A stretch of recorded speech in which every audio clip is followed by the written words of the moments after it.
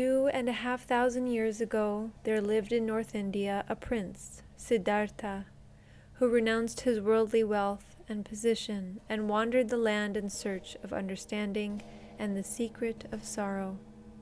After many experiences, as he sat one day in meditation, illumination came to him, and he became the Buddha, the enlightened one.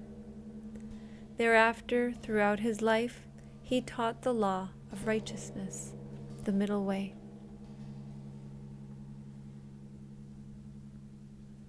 Here he has reached the blessed nirvana.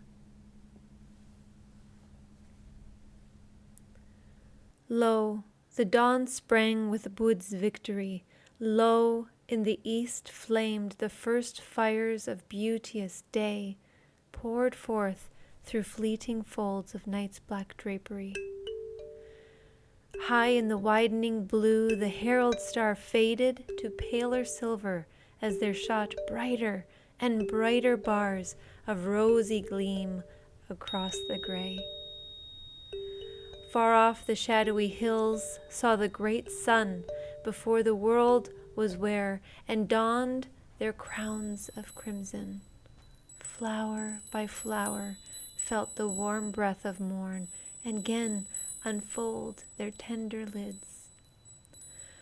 Over the spangled grass swept the swift footsteps of the lovely light, turning the tears of night to joyous gems, decking the earth with radiance, broidering the sinking storm clouds with a golden fringe, gilding the feathers of the palms which waved glad salutation, darting beams of gold into the glades, touching with magic wand the stream to rippled ruby. In the brake, finding the mild eyes of the antelopes and saying, "It is day," in nested sleep, touching the small heads under many a wing and whispering, "Children, praise the light of day." Whereat there piped anthems of all the birds, the quail's fluted song, the bulbul's hymn, the morning, morning of the painted thrush, the twitter of the sunbird starting forth to find the honey ere the bees be out, the gray crow's caw, the parrot's scream, the strokes of the green hammersmith, the myna's chirp, the never-finished love talk of the doves.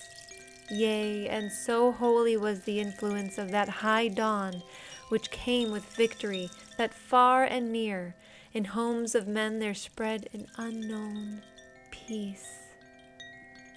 The slayer hid his knife, the robber laid his plunder back, the shroff counted full tale of coins.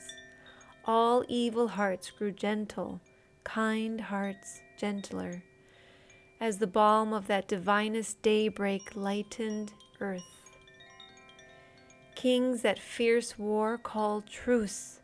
The sick men leaped, laughing from beds of pain. The dying smiled as though they knew that happy morn was sprung from fountains farther than the utmost east. And o'er the heart of sad Yasodhara, sitting forlorn at Prince Siddhartha's bed, came sudden bliss, as if love should not fail, nor such vast sorrow miss to end in joy. So glad the world was, though it wist not why, that over desolate wastes, when swooning songs of mirth, the voice of bodiless prets and bhuts, foreseeing Buddh and devas in the air, cried, "It is finished, finished." And the priests stood with the wondering people in the streets, watching those golden splendors flood the sky, and saying, "There hath happed some mighty thing." Also in Ran and jungle grew that day friendship amongst the creatures. Spotted deer browsed fearless where the tigress fed her cubs, and cheetahs lapped the pool beside the bucks. Under the eagle's rock, the brown hares scoured, while his fierce beak but preened an idle wing. The snake sunned all his jewels in the beam with deadly fangs and sheath. The shrike let pass the nestling finch. The emerald halcyons sate dreaming while the fishes played beneath. Nor hawked the merops, though the butterflies, crimson and blue and amber, flitted thick around his perch. The spirit of our Lord lay potent upon man and bird and beast, even while he mused under that bodhi tree, glorified with the conquest gained for all, enlightened by a light greater than days. Then he arose, radiant, rejoicing, strong, beneath the tree, and lifting high his voice, spake this in hearing of all times and worlds.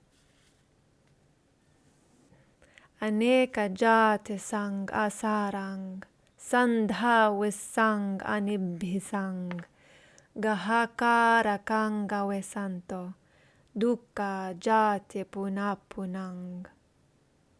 Gahakar katitosi, puna gehang nakahasi, sabhate Pasukha bhaga, gahakutang wisang ketang, wisang karagatang chittang, janhanang kyaya majhaga.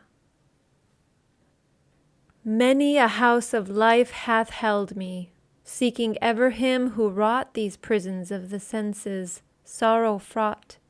Sore was my ceaseless strife.